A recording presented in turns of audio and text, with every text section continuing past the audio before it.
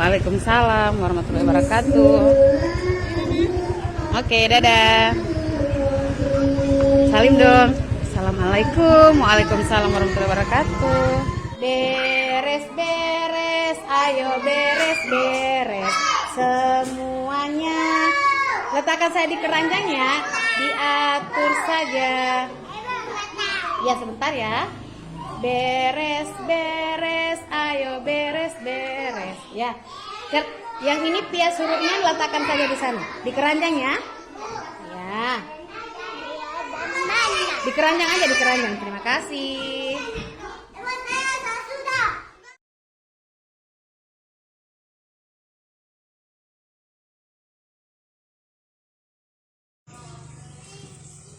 Ya, airnya sedikit saja biar bisa diangkat. Arikannya sudah. Aduh, mantap sekali mereka membantu menyayangi tanaman bunga-bunganya anak-anak di TK Mawar ya. Hati-hati siramnya supaya tidak basah bajunya. Arikanya sebelah sana aja. Ya, dekatkan ya, kasih dekat. Kasih dekat di bawah. Ya, kasih banyak, kasih banyak. Ya. Ya, terus sebelahnya lagi. Ya, mantap. Mana punyanya Sandi? Ya, terus kasih banyak Sandi, kasih banyak. Waalaikumsalam warahmatullahi wabarakatuh. Lagi nak, lagi ya? Itu masih ada. Kasih banyak aja. Kasih tumpah semua saya, tumpah. Ya, hati-hati. Oke.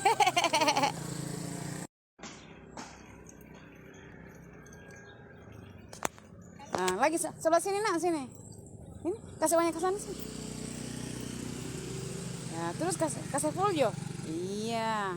Ambil air lagi nih. Sandi punya cepat habis. Terus.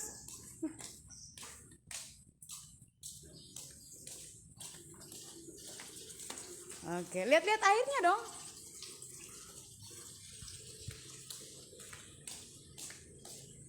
Karena musim kering, cepat-cepat kering. Hati-hati sepatunya nak. Iya, mantap. Memberi makan kucing. Pus. Satu aja nak. Ya. Ya. Ya, harus menyayangi binatang. Ikannya mana? Iya, sudah. Yang penting dia sudah ada. Ya, nanti dijual juga di rumah begitu ya. Kasih makan ya. Kapal lihat binatang dikasih makan.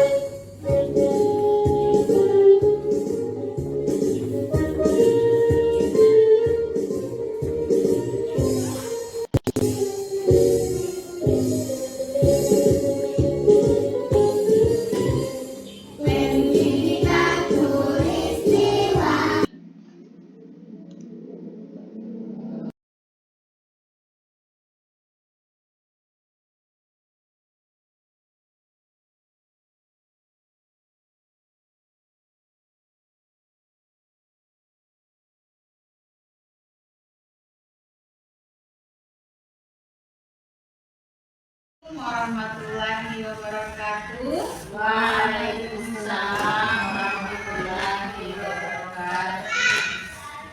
Yang terhormat Ibu Kepala Sekolah TK Mawar,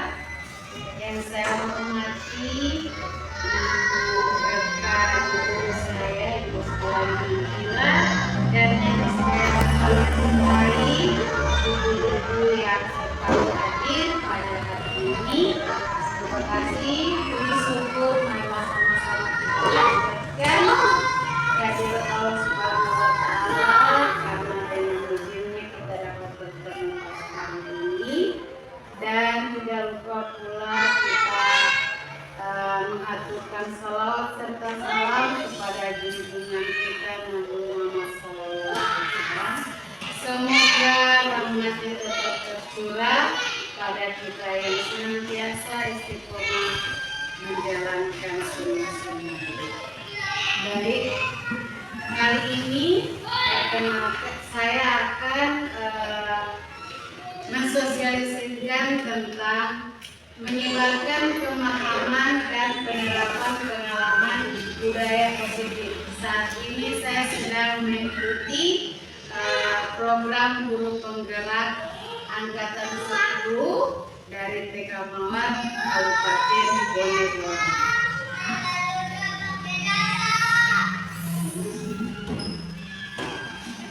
Nah, nilai-nilai kebajikan, kebutuhan dasar manusia, motivasi kehidupan manusia, posisi kontrol guru, keyakinan kelas, dan segitiga restitusi. Nah, mengapa kita perlu mempelajari atau mengetahui tentang konsep ini? Karena ini sangat berguna untuk anak-anak kita nanti.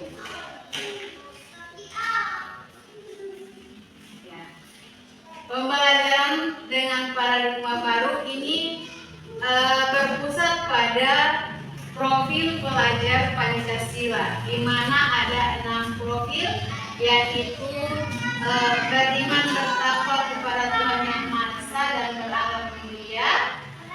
Yang kedua, berkebinekaan global. Yang ketiga, bergotong royong. Yang keempat, kreatif. Yang kelima, bernalar kritis. Dan yang terakhir yaitu mandiri. Pembelajaran dengan paradigma baru ini merupakan pembelajaran yang dirancang berdasarkan prinsip berdiferensiasi, sehingga para peserta didik belajar sesuai kebutuhannya berdasarkan tahap perkembangan untuk mewujudkan profil pelajar Pancasila.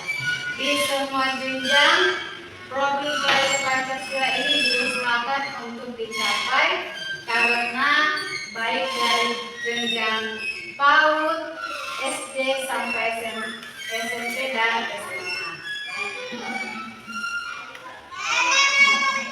Ada beberapa miskonsepsi tentang teori kontrol. Yang pertama itu, dulu kita beranggapan kalau sebagai guru itu berhak mengontrol murid. Yang kedua, kritik dan membuat rasa bersalah mampu menguatkan karakter. Yang ketiga, semua penguatan positif, efektif, dan bermanfaat. Yang keempat, orang dewasa berhak memaksa. Kita tidak sadari kita sering memaksa anak-anak untuk melakukan sesuatu, padahal anak-anaknya mungkin belum sampai ke tahap yang seperti yang kita inginkan. Nah, ini adalah pendekatan teori kontrol. Di sini saya sudah belajar pada modul budaya positif. Misalnya ada lawan stimulus respon, itu adalah lawan dari teori kontrol. Di mana seperti yang pertama, pada stimulus respon tentang dunia, realitas atau kebutuhan itu kita sama. Padahal kalau untuk teori kontrol, realitas dan kebutuhan kita itu berbeda. Yang kedua, semua orang melihat hal yang sama. Lawannya yaitu setiap orang memiliki gambaran berbeda. Yang ketiga, kita mencoba mengubah orang agar berpandangan sama dengan kita.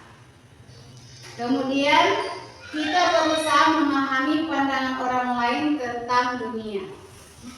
Berikut, perilaku buruk dilihat sebagai suatu kesalahan. Sementara untuk teori kontrol, semua perilaku ini diibaratkan menggenggam sesuatu yang sangat berharga. Siapa yang bisa mengontrol genggamannya ini? Dirinya sendiri.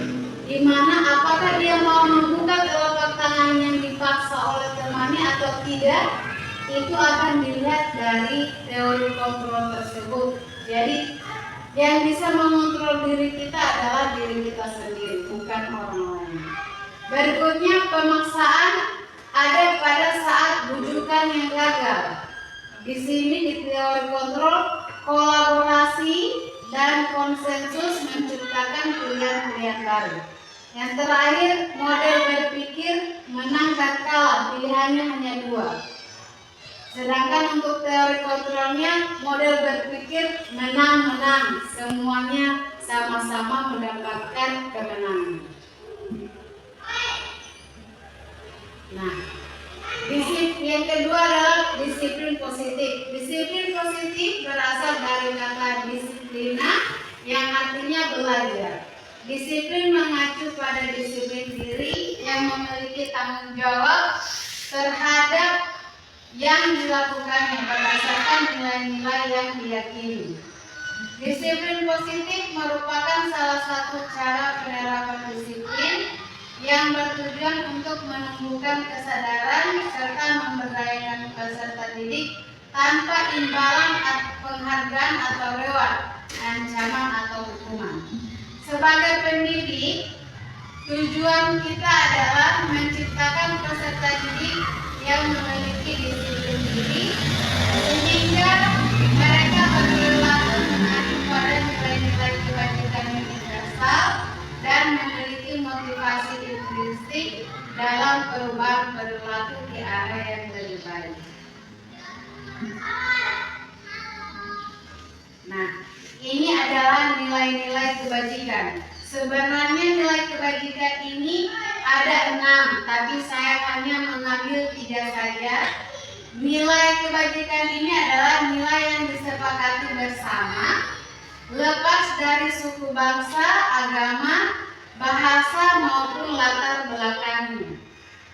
Contohnya seperti yang saya utarakan di awal, yaitu profil pelajar Pancasila, yaitu ada beriman dan bertakwa pada Tuhan Yang Esa dan berakhlak mulia, berkebinekaan global, gotong royong, mandiri, kreatif dan bernalar kritis. Nah, di sini ada keterampilan hidup atau life skill. Ada dapat dipercaya, lurus hati, pendengar yang aktif, tidak merendahkan orang lain, dan memberikan yang terbaik dari diri. Di sini juga ada Ibu Primary Years Program atau PYP, yaitu toleransi, rasa hormat, integritas, mandiri, menghargai, antusias, empati, keingintahuan, kreativitas, kerjasama, percaya diri, dan komitmen. Nah, selain dari 3 ini ada 6 yang harus kita tanamkan kepada anak-anak atau peserta didik supaya mereka dapat membawa nilai-nilai kebajikan ini di masa yang akan datang.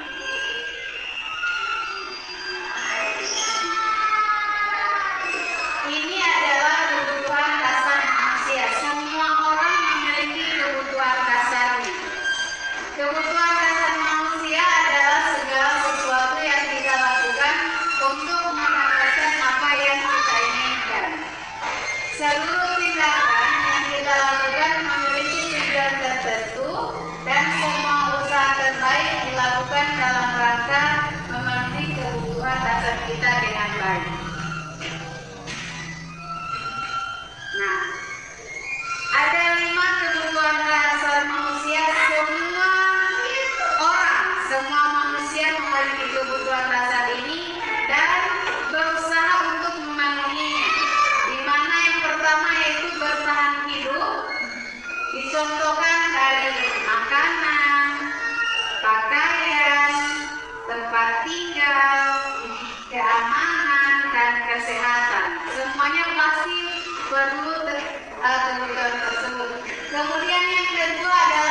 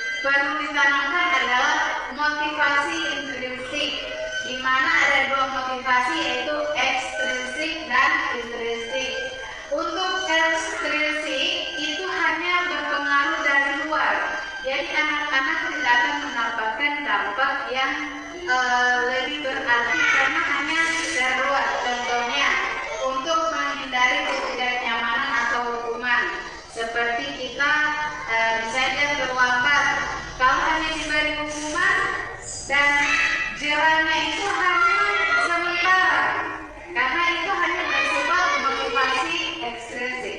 Ada juga untuk mendapatkan imbalan dan penghargaan dari orang lain.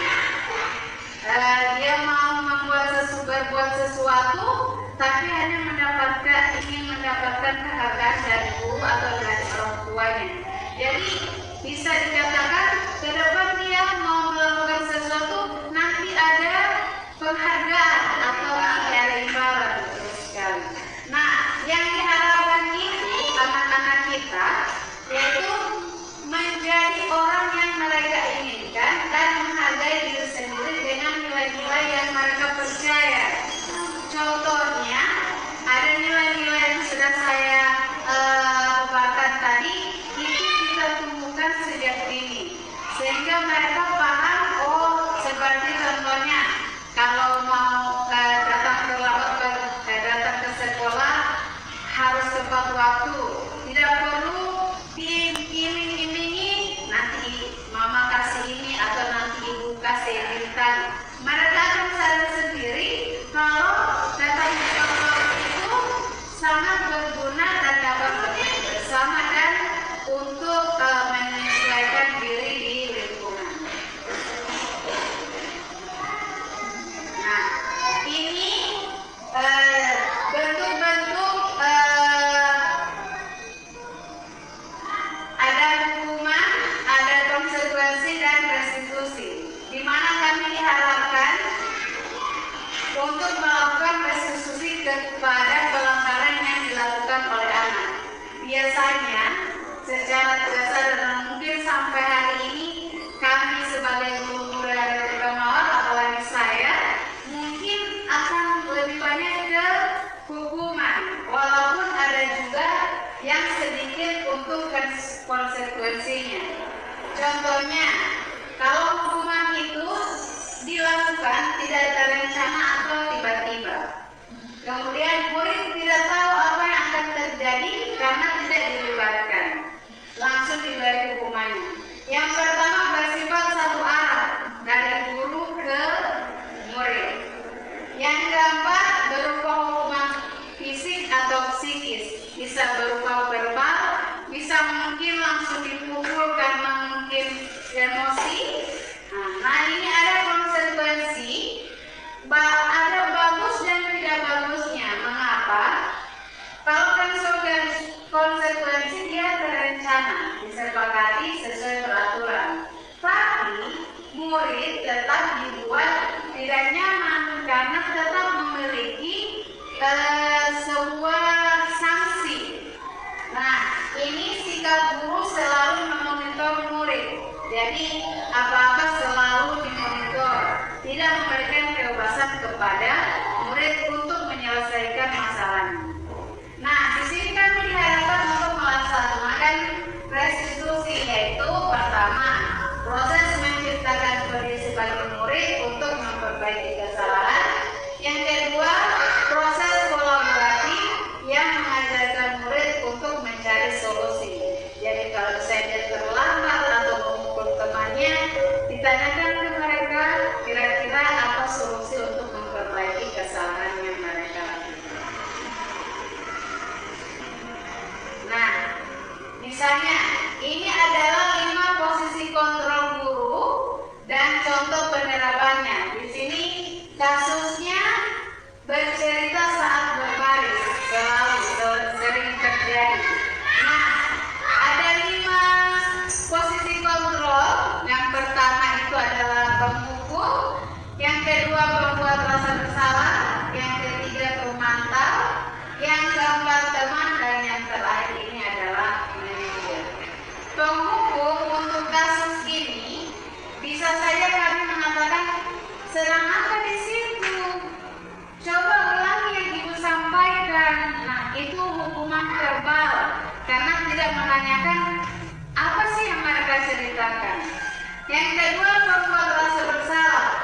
Kami mengatakan kepada mereka contohnya, bukannya sudah ibu ingatkan sebentar berbaris dengan aba-aba dari pemimpin, tidak kasihan pada ibu. Nah, yang diharapkan adalah manajer. Di sini kami melakukan kolaborasi dengan anak-anak, yaitu apa kamu tahu kesalahanmu? Kalau mereka mengetahui, misalnya berbicara saat berbaris, ditanyakan kembali kira-kira bagaimana kamu memperbaiki kesalahanmu. Begitu adalah cara untuk penerapan posisi kontrol manajer. Nah, coba saya meminta ibu-ibu untuk kira-kira apakah bisa mengklasifikasikan kira-kira posisi kontrol apakah yang kalimat-kalimat yang sudah saya tuliskan. Misalnya, ibu kecewa sekali dengan kamu. Kira-kira posisi kontrol apa antara penghukum, membuat rasa bersalah, pemantau, kemudian teman, dan juga manajer. Ada lagi, kamu tidak pernah benar melakukannya. Saya rasa ini termasuk pada penghukum ya, karena verbalnya langsung kata-katanya seperti menghukum, langsung kamu tidak pernah benar melakukannya. Jadi dia hukuman psikis dari verbal. Nah ini, apa rencanamu untuk menyelesaikan masalah ini? Ya, terima kasih Ibu Reke, manajer. Jadi ini anak-anaknya pasti kalau manajer langsung ditanyakan, jangan langsung diputus apa yang mau mereka laksanakan. Kemudian, ayolah lakukan dari Bapak Ibu ya. Nah ini contoh antara penghukum, pembuat rasa bersalah, pemantau, teman, dan manajer. Saya rasa ini dia masuk ke teman. Ayolah lakukan dari Bapak Ibu ya. Nah yang ini, kamu tidak pernah mendapat bintang jika tidak mengerjakan tugas. Ini pasti posisinya yaitu pemantau. Jadi dipantau, oh itu dia dikerjakan, jadi tidak dapat tugas. Berarti kita sepakat yang paling bagus itu posisi kontrol, yaitu manajer. Terima kasih. Nah, ini adalah keyakinan kelas. Nah, saya sempat melaksanakan keyakinan. Mengapa keyakinan kelas? Mengapa bukan peraturan? Karena peraturan itu dibuat untuk ya seperti yang kita dengar dibuat untuk dilanggar, dan juga peraturan itu seperti mengikat. Jadi mereka tidak punya ide yang mereka sampaikan. Jadi, misalnya untuk keyakinan kelas itu bersifat abstrak. Yang kedua berupa pernyataan universal. Yang ketiga dibuat dalam pernyataan positif. Yang keempat sedikit saja agar mudah diingat oleh anak-anak, apalagi anak-anak pada jenjang PAUD. Kemudian sesuai dengan kondisi kelas dan sekolah sehingga mudah diterapkan semua warga sekolah dilibatkan. Nah, ini adalah contoh saya membuat keyakinan kelas. Semua anak mengekspresikan perasaannya dengan emoji. Sebenarnya di sini harus saya tuliskan apa-apa kesepakatan keyakinan kelas yang telah saya buat, dan emojinya mereka rata-rata senang dengan keyakinan yang telah mereka sepakati. Nah, kita akan sedikit berakhir. Nah, di sini adalah yang terakhir, segitiga restitusi. Nah, ini adalah segitiga restitusi yang wajib dan insya Allah dapat diterapkan oleh seluruh guru-guru dan bisa juga orang tua di rumah untuk mengelola emosi, bagaimana cara orang tua menghadapi sikap dan perilaku anak-anak. Di sini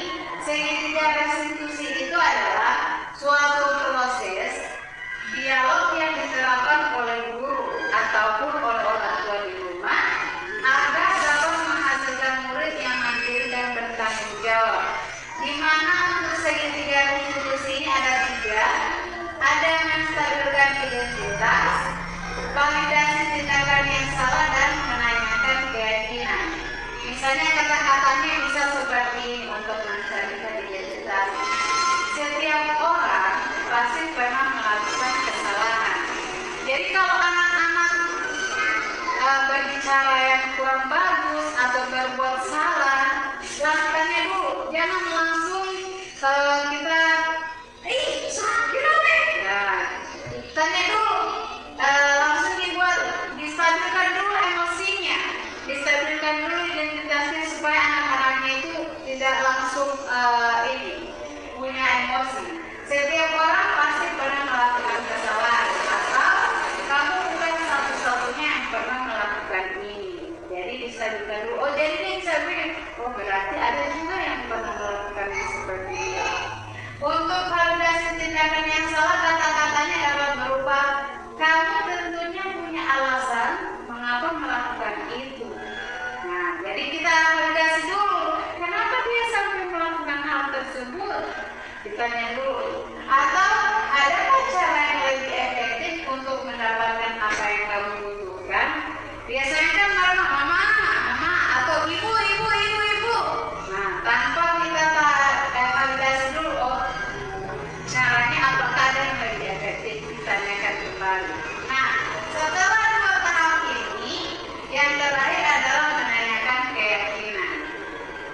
Kata-katanya bisa kayak seperti keyakinan kelas apa yang telah kita sepakati. Kalau misalnya anak-anaknya menyebutkan ada keyakinan kelas sementara belajar atau berdoa dengan khusyuk, tapi ada yang bercerita, langsung ditanyakan kepada yang bercerita, keyakinan kelas apa yang telah kita sepakati. Mereka kan ingat karena mereka sendiri bilang, oh kalau berdoa itu tangannya diangkat, kepalanya ditundukkan. Jadi tidak serta-merta kita langsung menjudge anak. Atau bisa juga dengan kamu ingin menjadi orang seperti apa. Kalau dia selalu melakukan kesalahan, tapi tidak juga diperbaiki, langsung ditanyakan untuk menanyakan keyakinan. Ya. Nah, ini saya pernah melakukan contoh penerapan restitusi ramah yang marah lalu memukul sultan. Nah, ini sudah saya masukkan ke tugas demonstrasi kontekstual. Ini adalah videonya, tapi tidak bisa diputarkan karena ini bentuknya PPT.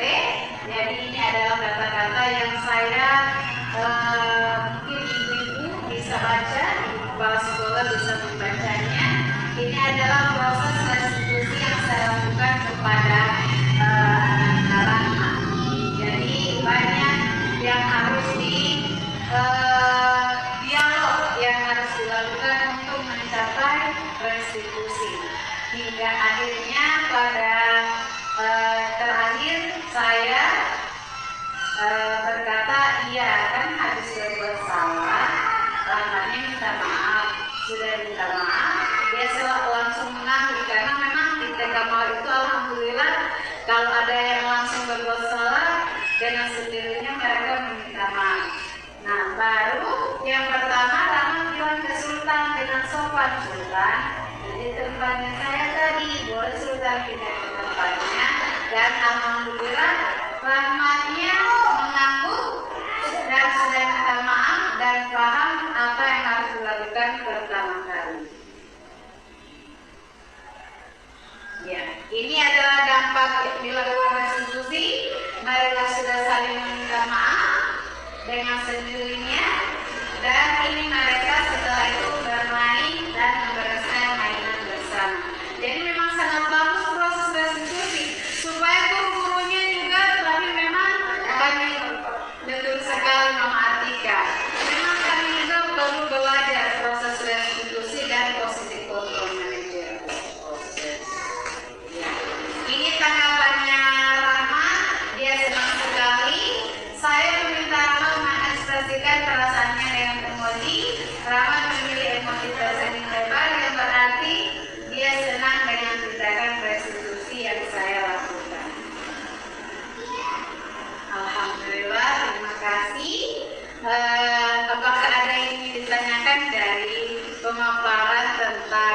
pemahaman wilayah positif.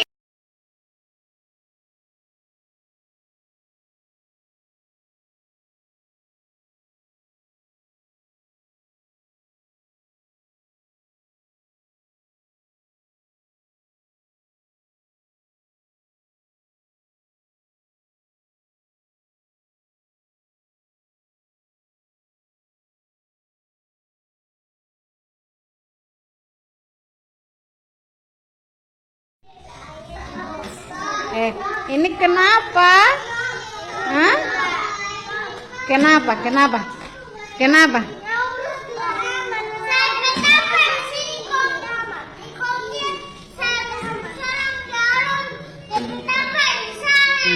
Sultan punya tempat di mana?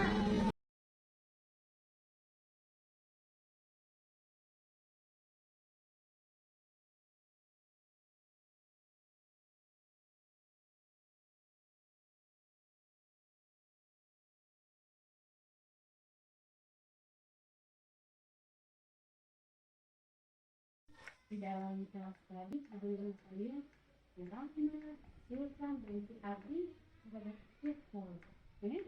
Iya, kenapa ini? Pasti ada alasan ada maksudnya kenapa?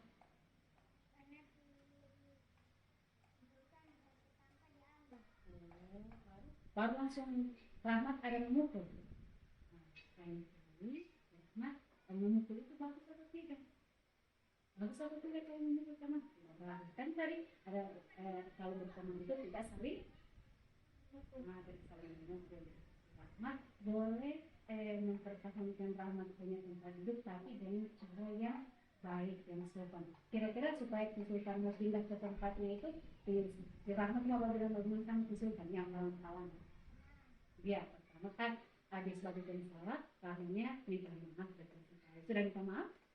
Terus yang pertama itu Rahmat bilang Sultan, ini tempatnya saya tadi, kalau boleh Sultan itu pindah ke tempat Jatling. Ya lain kali kalau ada sesuatu atau orang-orang yang mengganggu bilang pelan-pelan ya, jangan langsung memukul ya. Oke, terima kasih.